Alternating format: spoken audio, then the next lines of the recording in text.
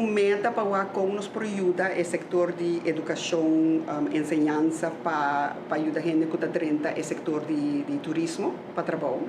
Então, nós estamos buscando diferentes oportunidades onde nós podemos apoiar o esforço de enseñanza para o setor de horeca.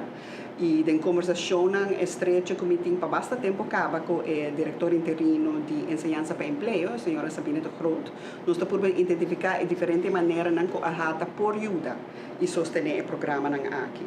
Que nós identificamos na nossa última conversação tem algum de curso na enseñanza para emprego que está para treinar pessoas que estão dentro do setor de horeca, que não tem tour e equipo que não mestre para poder dar o curso devidamente.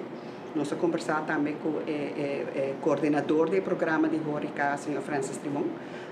Nós damos uma lista de tipo de equipo que nós pensamos que por ajuda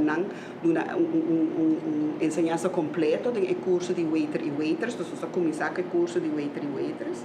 Nós temos uma lista completa de nós. E para surpreender, nós vamos no mesmo dia que nós temos a lista, nós vamos comprar todo o artigo que estava na lista para entregar no dia seguinte. Então, a Hata está muito orgulhosa e muito contente que nos por ajuda de maneira aqui. Então, o que é importante é que o curso aqui está completo, e ajuda com o orgulho do curso, e ajuda para ensinar exatamente, a pessoa ensina exatamente o artigo que nós mestre, o artigo correto, com nós ensinar a fazer trabalho. Nada está mais importante para treinar a pessoa que está dentro do setor de hospitalidade, para ter qualidade de serviço que nós damos, para ensinar orgulho do trabalho, nós fazemos trabalho com amor e orgulho, porque nós estamos contentes de por sostener a qualidade de enseñanza. Me está sumamente contente e orgulhoso que ayer nos haya bonita donação de nome de Hata, que ayer Tisa La Sorte, diretora mes, a bem entregar tour utensils, tour materiaal novo para os cursos de waiter.